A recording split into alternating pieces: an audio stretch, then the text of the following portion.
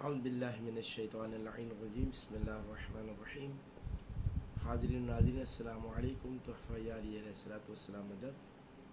صبح کی پہلی سات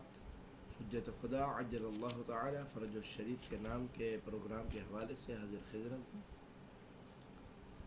حضرت امام جعفر صادق علیہ الصلوۃ والسلام کا ارشاد مقدس ہے، عن حفص بن نصیب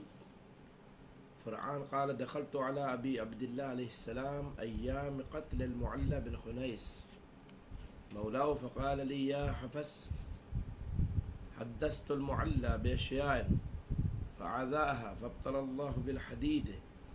إني قلت له إن لنا حديثا من حفظه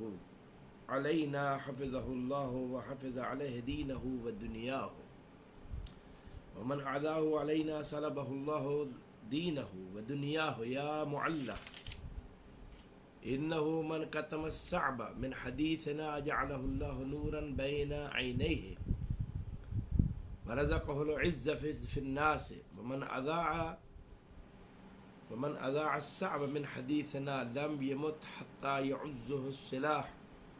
أو يموت متحيرا۔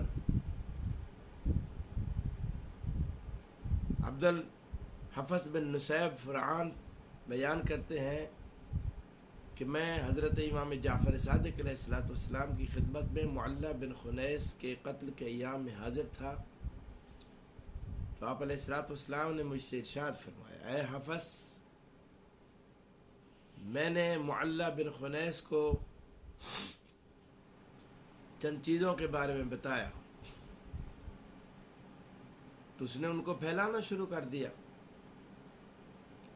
جس کے نتیجے میں اسے لوہے کے امتحان سے دوچار ہونا پڑا۔ میں نے اس سے کہا، بے شک جو ہماری حدیث کی حفاظت کرے تو اللہ تعالیٰ اس کی اور اس کی دنیا اور دین کی حفاظت فرماتا ہے، اور جو اس کو پھیلاتا ہے، یعنی جو اس کو نااہلوں کے سامنے بیان کرتا ہے،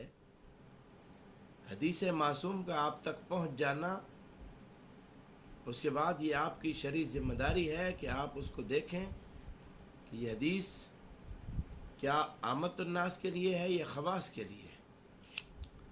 اور اگر آپ نے اس کو عامت الناس میں پھیلانا شروع کر دیا تو اس کے بارے میں معصوم فرماتے ہیں کہ جس نے من کتم الصعب من حدیثنا، جس نے ہماری سخت احادیث کو، یعنی زیادہ معرفت والی احادیث کو چھپایا نااہلوں سے، ہر کسی سے نہیں، نااہلوں سے، جعلہ اللہ نورا بین عینیہ، اللہ تعالیٰ ان کی دونوں آنکھوں کے بیچ میں سے ایک نور قرار دے گا، ورزقہ العز فی الناس، اور لوگوں میں اسے عزت دار قرار دے گا، ومن اذاع الصعب من حدیثنا، اور جس نے ہماری حدیث کو عام لوگوں تک پھیلانا شروع کر دیا، لم یمت، اس وقت تک نہیں مر سکتا، حتی یعزہ السلاح، جب تک کہ اسے اسلحے سے زخمی نہ کر دیا جائے، لوہے سے زخمی نہ کر دیا جائے، او یموت متحیرن، یا کہ وہ کوئی حیرت ناک موت نہ مر جائے۔ میں دعا کرتا ہوں کہ مولا کائنات بحق محمد و اہل بیت محمد علیہ الصلوۃ والسلام ہمیں اہل بیت علیہ الصلوۃ والسلام کے جو امور خاص ہیں، جو معرفت کی احادیث ہیں، ہمیں نااہل لوگوں سے چھپانے